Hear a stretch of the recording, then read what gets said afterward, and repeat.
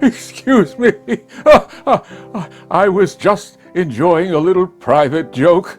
How are you? I'm so glad to see you. I'll tell you what I was laughing about. It's been said by foolish people that Santa Claus is bogus, but the Grim Reapers are the genuine article. What does that say about the world? Tonight's tale deals with a fundamental human activity, older than history, gift-giving. Did you know that humans aren't the only species that give each other gifts? It's true. In fact, spiders, kingfishers, and chimps all share gifts frequently with their fellow spiders, kingfishers, chimps, etc. Of course, we wrap our gifts in pretty paper, ribbons, and bows, don't we? Tonight's offering is a gift-wrapped box of darkness. But you will come to understand that this too is a gift.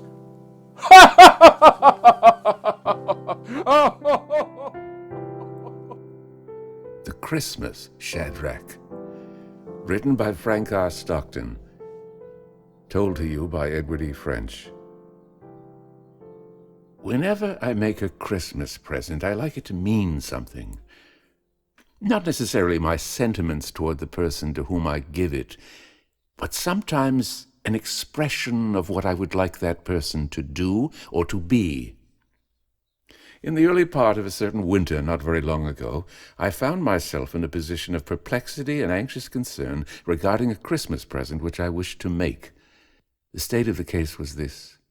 There was a young lady, the daughter of a neighbor and an old friend of my father, who had been gradually assuming relations toward me which were not only unsatisfactory to me, but were becoming more and more so. Her name was Mildred Bronce. She was between 20 and 25 years of age, and as fine a woman in every way as one would be likely to meet in a lifetime. She was handsome, of a tender and generous disposition, of fine intelligence, and a thoroughly well-stocked mind.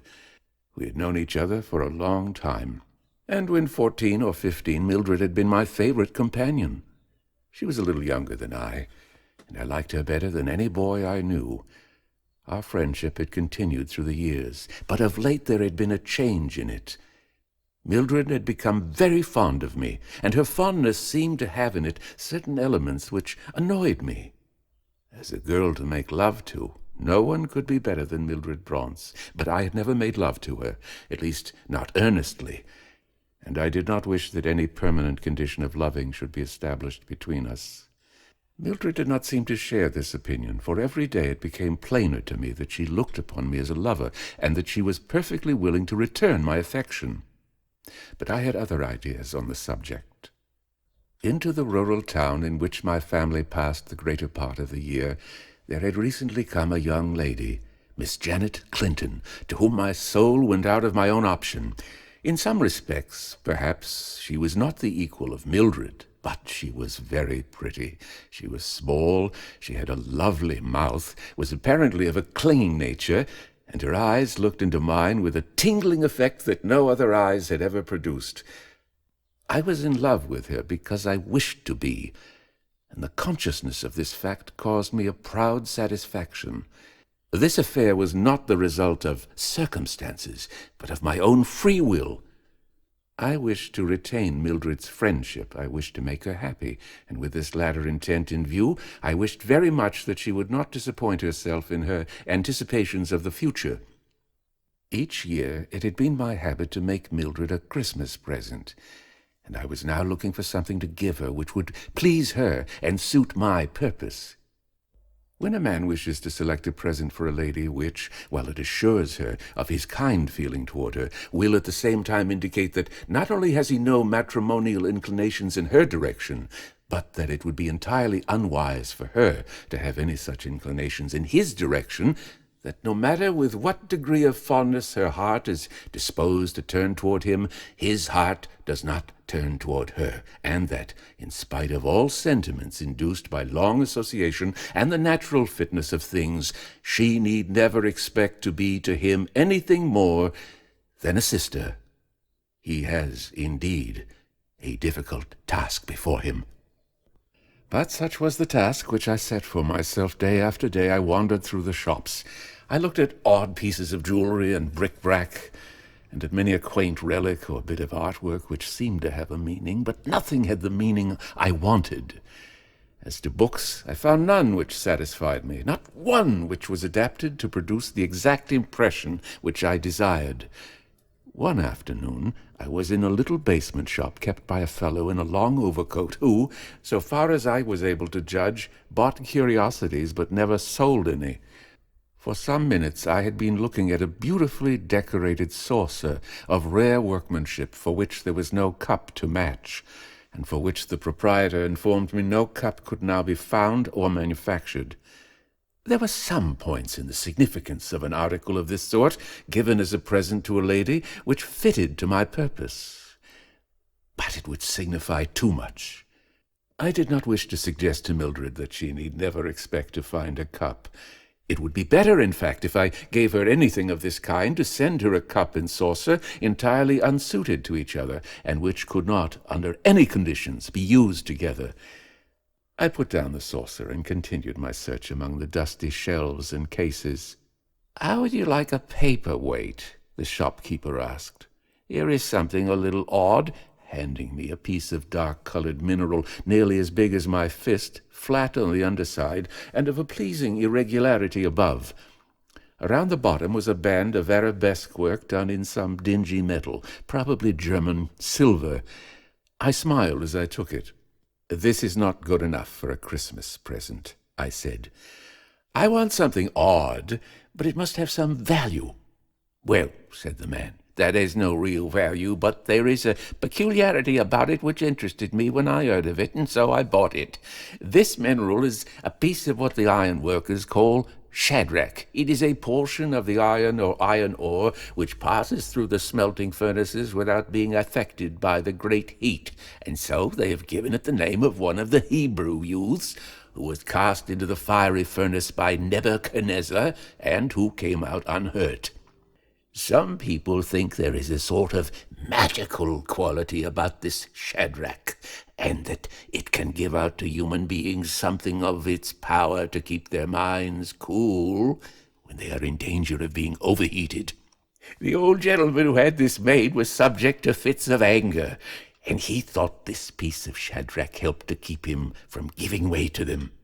Occasionally he used to leave it in the house of a hot-tempered neighbor, believing that the testy individual would be cooled down for a time, without knowing how the change had been brought about.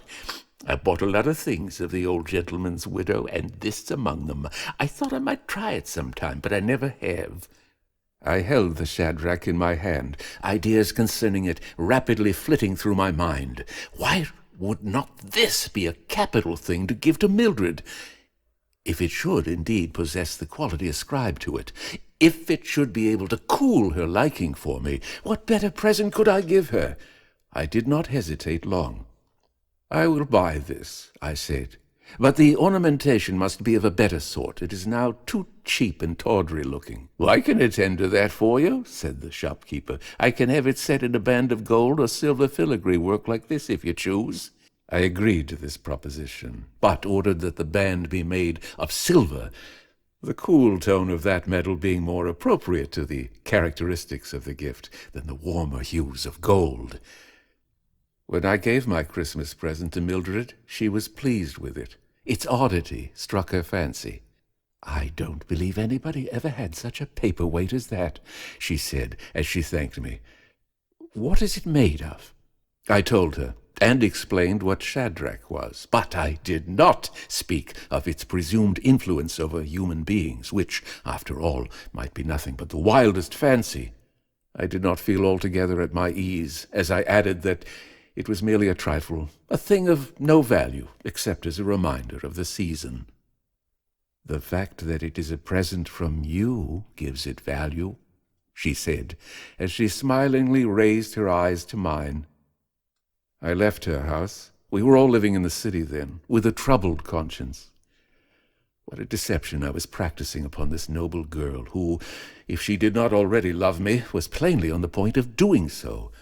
She had received my present as if it indicated a warmth of feeling on my part, when, in fact, it was the result of a desire for a cooler feeling on her part. But I called my reason to my aid, and I showed myself that what I had given Mildred, if it should prove to possess any virtue at all, was indeed a most valuable boon. It was something which would prevent the waste of her affections, the wreck of her hopes. No kindness could be truer, no regard for her happiness more sincere than the motives which prompted me to give her the Shadrach. I did not soon again see Mildred, but now, as often as possible, I visited Janet. She always received me with a charming cordiality, and if this should develop into warmer sentiments, I was not the man to wish to cool them. In many ways, Janet seemed much better suited to me than Mildred. One of the greatest charms of this beautiful girl was a tender trustfulness, as if I were a being on whom she could lean and to whom she could look up. I liked this. It was very different from Mildred's manner. With the latter, I had always been well satisfied if I felt myself standing on the same plane. The weeks and months passed on, and again we were all in the country, and here I saw Mildred often. Our homes were not far apart, and our families were very intimate. With my opportunities for frequent observation, I could not doubt that a change had come over her.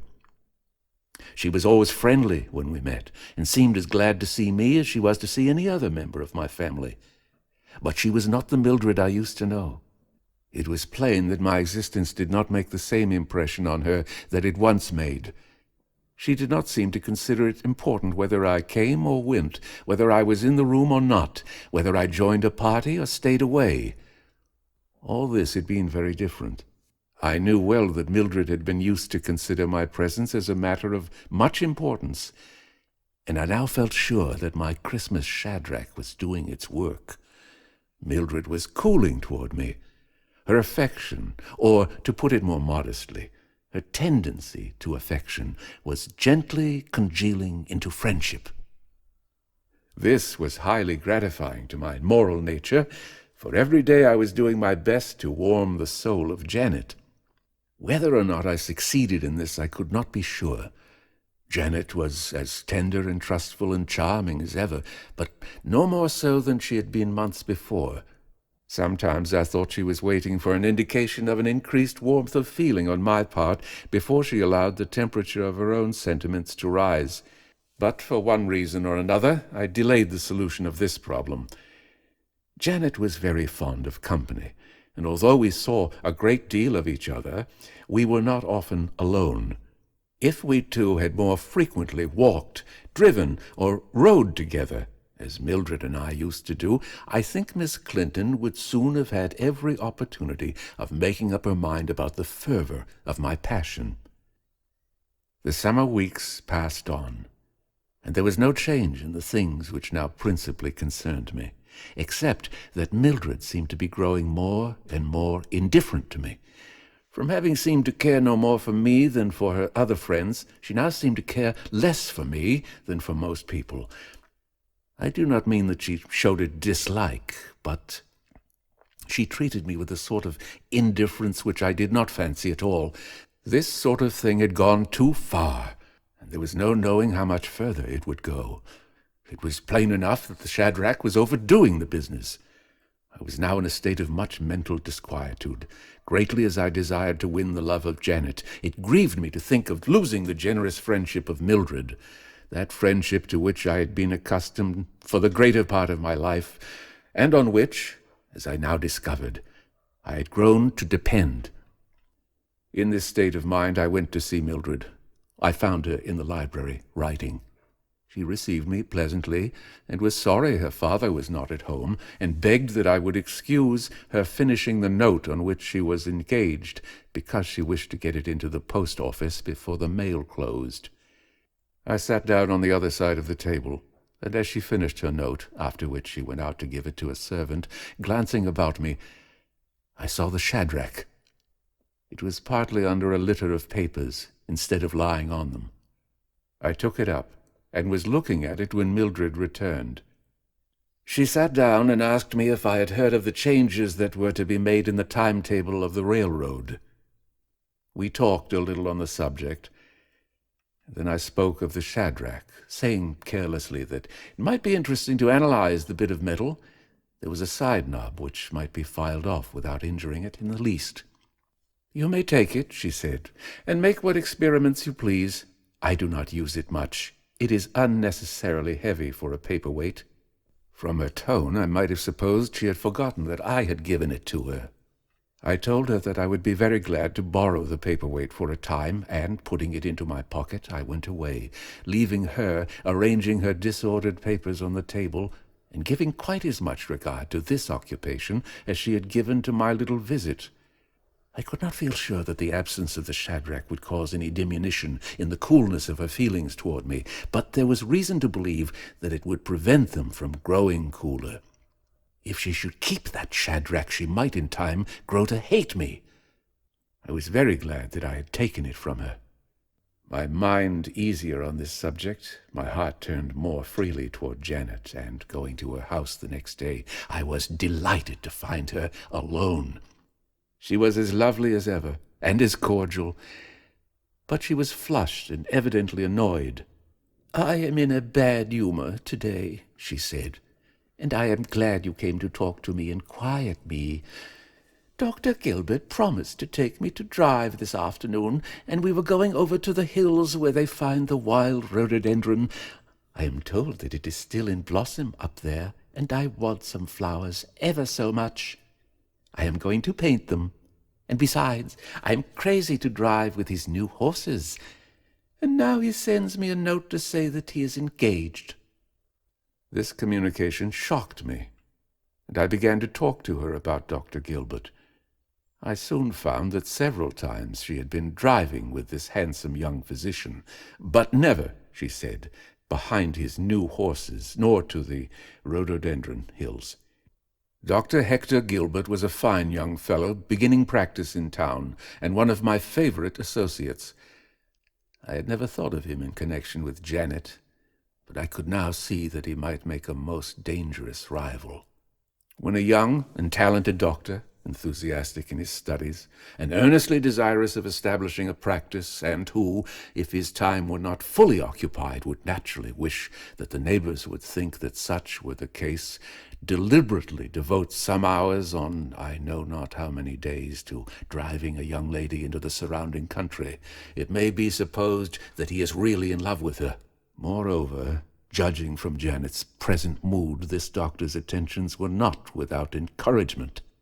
I went home. I considered the state of affairs. I ran my fingers through my hair.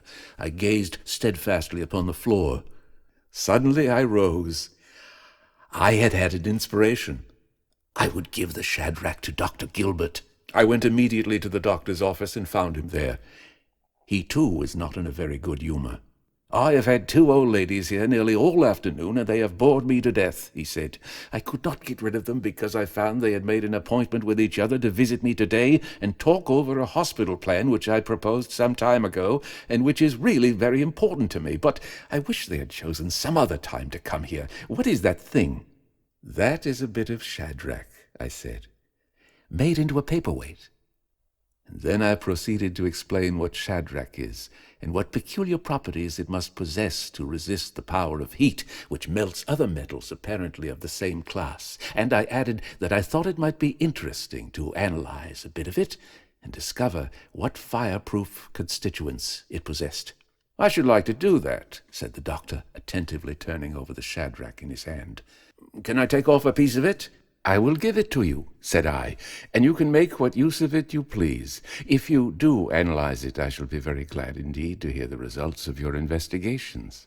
The doctor demurred a little at taking the paperweight with such a pretty silver ring around it, but I assured him that the cost of the whole affair was trifling, and I should be gratified if he would take it. He accepted the gift, and was thanking me when a patient arrived, and I departed. I really had no right to give away this paperweight, which in fact belonged to Mildred, but there are times when a man must keep his eyes on the chief good, and not think too much about other things. Besides, it was evident that Mildred did not care in the least for the bit of metal, and she had virtually given it to me. There was another point which I took into consideration. It might be that the Shadrach might simply cool Dr. Gilbert's feelings toward me, and that would be neither pleasant nor advantageous. If I could have managed matters so that Janet could have given it to him, it would have been all right. But now all that I could do was wait and see what would happen. If only the doctor would cool in a general way, that would help. He might then give more thought to his practice and his hospital ladies and let other people take Janet driving. About a week after this, I met the doctor. He seemed in a hurry, but I stopped him. "No," said he, "I haven't done it. I haven't had time. I knocked off a piece of it, and I will attend to it when I get a chance. Good day." Of course, if the man was busy, he could not be expected to give his mind to a trifling matter of that sort, but I thought that he need not have been so curt about it. I stood gazing after him as he walked rapidly down the street. Before I resumed my walk, I saw him enter the Clinton house. Things were not going well. Shadrach had not cooled Dr. Gilbert's feelings toward Janet. But because the doctor was still warm in his attentions to the girl I loved, I would not in the least relax my attentions to her. I visited her as often as I could find an excuse to do so. There was generally someone else there, but Janet's disposition was of such gracious expansiveness that each one felt obliged to be satisfied with what he got, much as he may have wished for something different. But one morning Janet surprised me. I met her at Mildred's house, where I had gone to borrow a book of reference. Although I had urged her not to put herself to so much trouble, Mildred was standing on a little ladder looking for the book because, she said, she knew exactly what I wanted, and she was sure she could find the proper volume better than I could. Janet had been sitting in a window seat reading, but when I came in, she put down her book and devoted herself to conversation with me. I was a little sorry for this, because Mildred was very kindly engaged in doing me a service, and I really wanted to talk to her about the book she was looking for. Mildred showed so much of her old manner this morning that I would have been very sorry to have her think that I did not appreciate her returning interest in me. Therefore, while under other circumstances I would have been delighted to talk to Janet, I did not wish to give her so much of my attention then. But Janet Clinton was a girl who insisted on people attending to her when she wished them to do so, and, having stepped through an open door into the garden, she presently called me to her. Of course I had to go. "I will not keep you a minute from your fellow student," she said, "but I want to ask a favor of you." And into her dark, uplifted eyes there came a look of tender trustfulness, clearer than any I had yet seen there. "Don't you want to drive me to the rhododendron hills?" she said. "I suppose the flowers are all gone by this time, but I have never been there, and I should like ever so much to go." I could not help remarking that I thought Dr. Gilbert was going to take her there. "Dr. Gilbert, indeed," she said with a little laugh. "He promised once and didn't come, and the next day he planned for it, it rained. I don't think doctors make very good escorts anyway, for you can't tell who is going to be sick just as you are about to start on a trip. Besides, there is no knowing how much botany I should have to hear. And when I go on pleasure drive, I don't care very much about studying things. Of course, I don't want to trouble you." "Trouble!" I exclaimed. "It will give me the greatest delight to take you that drive or any other, and at whatever time you please." "You are always so good and kind," she said, with her dark eyes again upraised. "And now let us go in and see if Mildred has found the book." I spoke the truth when I said that Janet's proposition delighted me.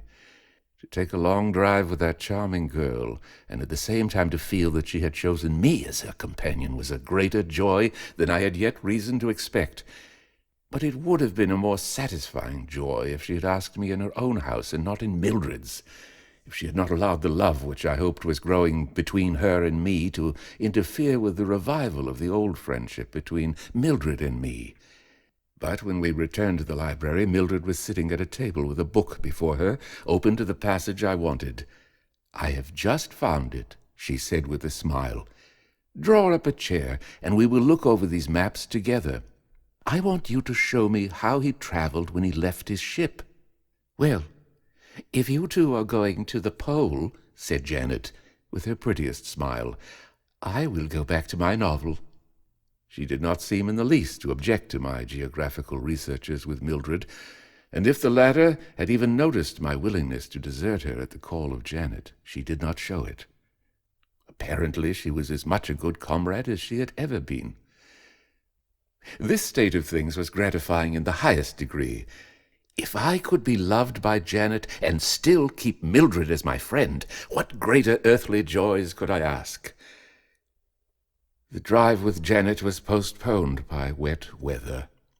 Day after day it rained, or the skies were heavy, and we both agreed that it must be in the bright sunshine that we would make this excursion. When we should make it, and should be alone together on the rhododendron hill, I intended to open my soul to Janet. It may seem strange to others, and at the same time it also seems strange to me, but there was another reason besides the rainy weather which prevented my declaration of love to Janet. This was a certain nervous anxiety in regard to my friendship with Mildred. I did not in the least waver in my intention to use the best endeavors to make the one my wife, but at the same time I was oppressed by a certain alarm that in carrying out this project I might act in such a way as to wound the feelings of the other. This disposition to consider the feelings of Mildred became so strong that I began to think that my own sentiments were in need of control. It was not right that while making love to one woman, I should give so much consideration to my relations with the other. The idea struck me that, in a measure, I had shared the fate of those who had thrown the Hebrew youths into the fiery furnace. My heart had not been consumed by the flames, but in throwing the Shadrach into what I supposed were Mildred's affections, it was quite possible that I had been singed by them. At any rate, my conscience told me that under the circumstances my sentiments toward Mildred were too warm. In honestly making love to Janet, I ought to forget them entirely. It might have been a good thing, I told myself, if I had not given away the Shadrach, but kept it as a gift from Mildred. Very soon after I reached this conclusion, it became evident to me that Mildred was again cooling in my direction as rapidly as the mercury falls after sunset on a September day. This discovery did not make my mercury fall. In fact, it brought it for a time nearly to the boiling point. I could not imagine what had happened. I almost neglected Janet, so anxious was I to know what had made this change in Mildred. Weeks passed on, and I discovered nothing, except that Mildred had now become more than indifferent to me. She allowed me to see that my companionship did not give her pleasure. Janet had her drive to the rhododendron hills, but she took it with Dr. Gilbert and not me. When I heard of this, it pained me, though I could not help admitting that I deserved the punishment. But my surprise was almost as great as my pain, for Janet had recently given me reason to believe that she had a very small opinion of the young doctor. In fact, she had criticized him so severely that I had been obliged to speak in his defense. I now found myself in a most doleful quandary, and there was only one thing of which I could be certain. I needed cooling toward Mildred if I still allowed myself to hope to marry Janet. One afternoon, I was talking to Mr. Bronson in his library when, glancing toward the table used by his daughter for writing purposes, I was astounded to see, lying on a little pile of letters, the Christmas Shadrach. As soon as I could get an opportunity, I took it in my hand and eagerly examined it. I had not been mistaken. It was the paperweight I had given Mildred. There was the silver band around it, and there was the place where a little piece had been knocked off by the doctor. Mildred was not at home, but I determined that I would wait and see her. I would dine with the Bronces. I would spend the evening. I would stay all night. I would not leave the house until I had had this mystery explained. She returned in about half an hour and greeted me in the somewhat stiff manner she had adopted of late. But when she noticed my perturbed expression and saw that I held the Shadrach in my hand, she took a seat by the table where for some time I had been waiting for her, alone. "I suppose you want to ask me about that paperweight," she remarked. "Indeed I do," I replied. "How in the world did you happen to get it again?" "Again?" she repeated sarcastically. "You may as well say that. I will explain it to you. Some little time ago I called on Janet Clinton, and on her writing desk I saw that paperweight.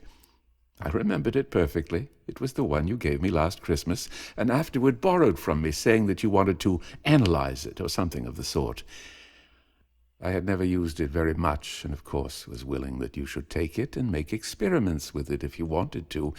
But I must say that the sight of it on Janet Clinton's desk both shocked and angered me. I asked her where she got it, and she told me a gentleman had given it to her. I did not need to waste any words in inquiring who this gentleman was, but I determined that she should not rest under a mistake in regard to its proper ownership, and told her plainly that the person who had given it to her had previously given it to me, that it was mine, and he had no right to give it to anyone else. "Oh, if that is the case," she exclaimed, "take it, I beg of you. I don't care for it, and what is more, I don't care any more for the man who gave it to me than I do for the thing itself." So I took it and brought it home with me. Now you know how I happened to have it again. For a moment I made no answer. Then I asked her how long it had been since she had received the Shadrach from Janet Clinton. "Oh, I don't remember exactly," she said. "It was several weeks ago." Now I knew everything. All the mysteries of the past were revealed to me. The young doctor, fervid in his desire to please the woman he loved, had given Janet this novel paperweight. From that moment she had begun to regard his attentions with apathy, and finally her nature was one which was apt to go to extremes, to dislike him. Mildred repossessed herself of the Shadrach, which she took not as a gift from Janet, but as her rightful property, presented to her by me. And this horrid little object, probably with renewed power, had cooled, almost frozen indeed, the sentiments of that dear girl toward me. Then, too, had the spell been taken from Janet's inclinations, and she had gone to the rhododendron hills with Dr. Gilbert. One thing was certain. I must have that Shadrach. "Mildred," I exclaimed, "will you not give me this paperweight? Give it to me for my own." "What do you want to do with it?" she asked sarcastically. "Analyze it again?" "Mildred," said I did not give it to Janet. I gave it to Dr. Gilbert, and he must have given it to her. I know I had no right to give it away at all, but I did not believe that you would care, and now I beg that you will let me have it. Let me have it for my own. I assure you solemnly I will never give it away. It has caused trouble enough already." "I don't exactly understand what you mean by trouble," she said, "but take it if you want to. You're perfectly welcome." And picking up her gloves and hat from the table, she left me. As I walked home, my hatred of the wretched piece of metal in my hand increased with every step. I looked at it with disgust when I went to bed that night, and when my glance lighted upon it the next morning, I involuntarily shrank from it as if it had been an evil thing. Over and over that day I asked myself why I should keep in my possession something which would make my regard for Mildred grow less and less, which would eventually make me care for her not at all. The very thought of not caring for Mildred sent a pang through my heart. My feelings all prompted me to rid myself of what I looked upon as a calamitous talisman, but my reason interfered. I still wished to marry Janet. If I still wished to marry Janet, it was my duty to welcome indifference to Mildred. In this mood I went out to stroll, to think, to decide, and that I might be ready to act on my decision, I put the Shadrach into my pocket, without exactly intending it, as I walked toward the Bronze Place, and soon found myself on the edge of a pretty pond which lay at the foot of the garden. Here, in the shade of a tree, there stood a bench, and on this lay a book, an ivory paper cutter in its leaves as marker. I knew that Mildred had left that book on the bench. It was her habit to come to this place to read. As she had not taken the volume with her, it was probable that she intended soon to return. But then the sad thought came to me that if she saw me there, she would not return. I picked up the book. I read the pages she had been reading. As I read, I felt that I could think the very thoughts that she thought as she read. I was seized with a yearning to be with her, to read with her, to think with her. Never had my soul gone out to Mildred as at that moment, and yet Heavily dangling in my pocket, I could not bear to think of it. Seized by a sudden impulse, I put down the book. I drew out the Shadrach, and, tearing off the silver band, I tossed the vile bit of metal into the pond. "There," I cried, "go out of my possession, out of my sight! You shall work no charm on me. Let nature take its course, and let things happen as they may." Then, relieved from the weight on my heart and the weight in my pocket, I went home. Nature did take its course, and in less than a fortnight from that day, the engagement of Janet and Dr. Gilbert was announced. I had done nothing to prevent this, and the news did not disturb my peace of mind. But my relations with Mildred very much disturbed it. I had hoped that, released from the baleful influence of the Shadrach, her friendly feelings toward me would return, and my passion for her had now grown so strong that I waited and watched, as a wrecked mariner waits and watches for the sight of a sail, for a sign that she had so far softened toward me that I might dare to speak to her of my love. But no such sign appeared. I now seldom visited the Bronze house. No one of that family, once my best friends, seemed to care to see me. Evidently Mildred's feelings toward me had extended themselves to the rest of the household. This was not surprising, for her family had long been accustomed to think as Mildred thought. One day I met Mr. Bronze at the post office, and some other gentlemen coming up, we began to talk of a proposed plan to introduce a system of waterworks into the village, an improvement much desired by many of us. "So far as I am concerned," said Mr. Bronze, "I am not now in need of anything of the sort. Since I set up my steam pump, I have supplied my house from the pond at the end of my garden with all the water we can possibly want for every purpose." "Do you mean," asked one of the gentlemen, "that you get your drinking water in that way?" "Certainly," replied Mr. Bronze.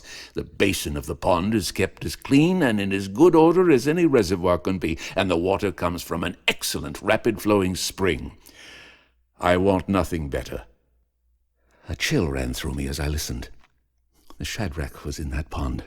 Every drop of water which Mildred drank, which touched her, was influenced by that demoniacal paperweight which, without knowing what I was doing, I had thus bestowed upon the whole Bronze family. When I went home, I made diligent search for a stone which might be about the size and weight of the Shadrach, and having repaired to a retired spot, I practiced tossing it as I had tossed the bit of metal into the pond. In each instance, I measured the distance which I had thrown the stone, and was at last enabled to make a fair estimate of the distance to which I had thrown the Shadrach when I had buried it under the waters of the pond. That night there was a half-moon.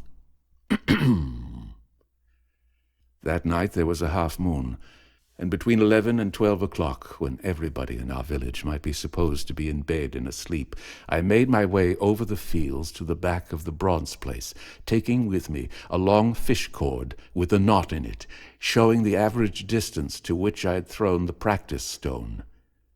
When I had reached the pond, I stood as nearly as possible in the place by the bench from which I had hurled the Shadrach, and to this spot I pegged one end of the cord.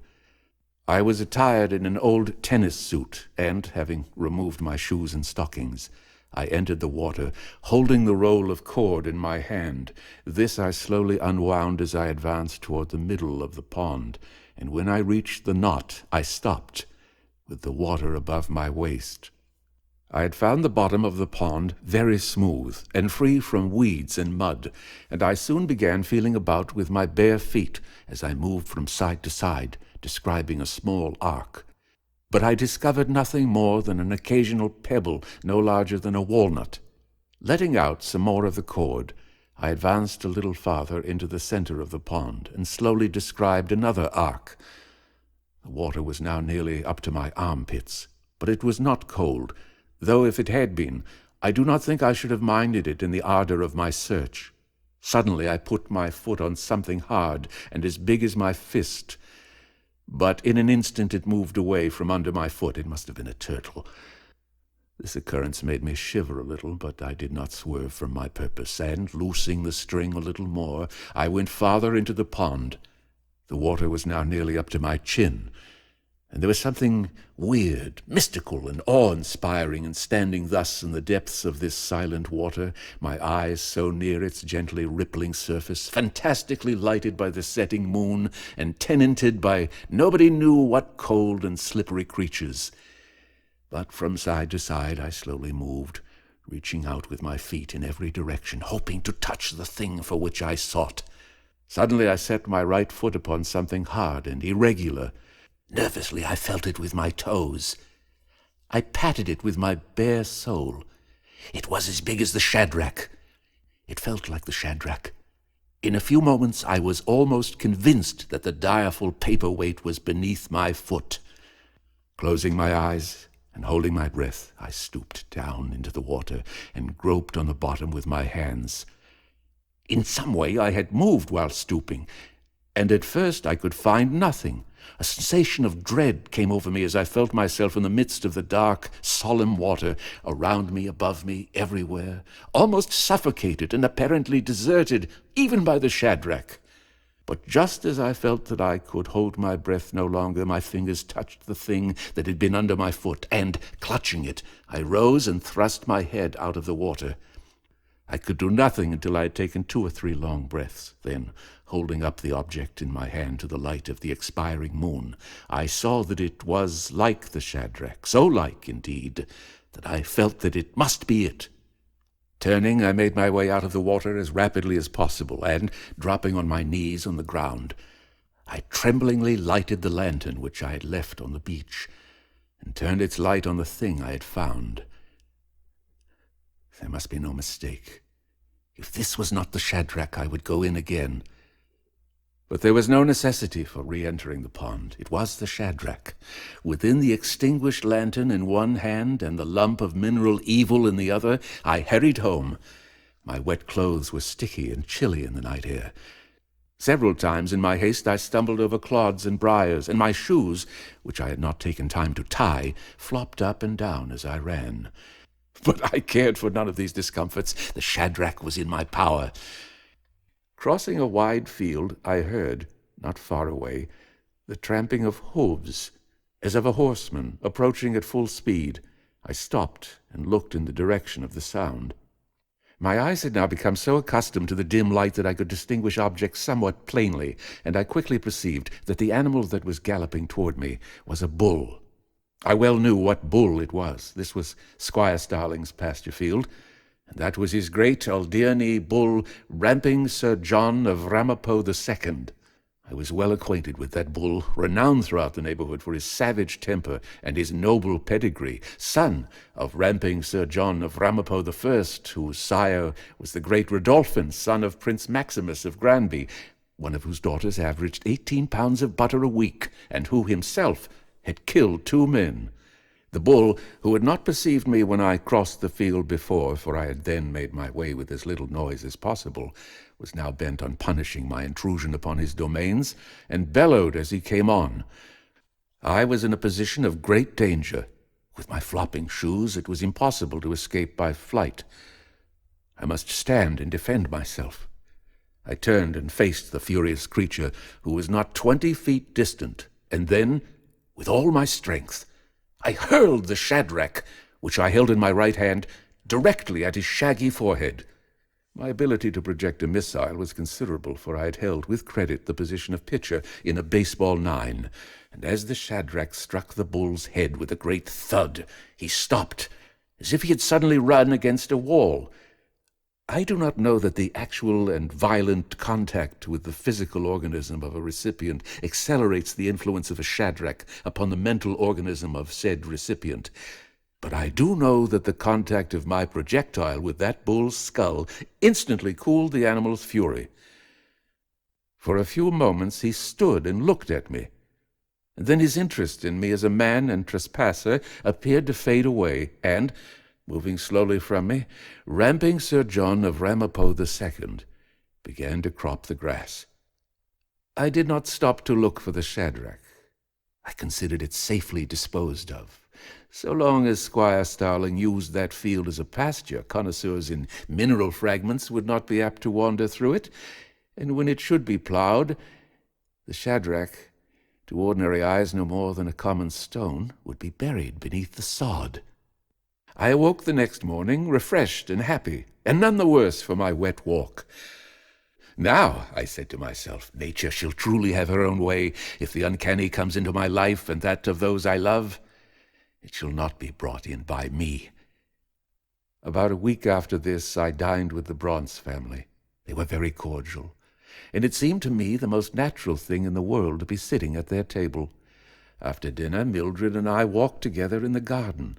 It was a charming evening, and we sat down on the bench by the edge of the pond. I spoke to her of some passages in the book I had once seen there. "Oh, have you read that?" she asked with interest. "I have seen only 2 pages of it," I said, "and those I read in the volume you left on this bench, with a paper cutter in it for a marker. I long to read more and talk with you of what I have read." "Why, then, didn't you wait? You might have known that I would come back." I did not tell her that I knew that because I was there she would not have come. But before I left the bench I discovered that hereafter, wherever I might be, she was willing to come and to stay. Early in the next spring, Mildred and I were married, and on our wedding trip we passed through a mining district in the mountains. Here we visited one of the great iron works, and were both much interested in witnessing the wonderful power of man, air, and fire over the stubborn king of metals. "What is this substance?" asked Mildred of one of the officials who was conducting us through the works. "That," said the man, "is what we call My dear," I cried, "we must hurry away this instant or we shall lose the train. Come, quick, there's not a moment to delay." And with a word of thanks to the guide, I seized her hand and led her, almost running, into the open air. Mildred was amazed. "Never before," she exclaimed, "have I seen you in such a hurry. I thought the train we decided to take did not leave for at least an hour." "I've changed my mind," I said, "and I think it will be a great deal better for us to take the one that leaves in 10 minutes.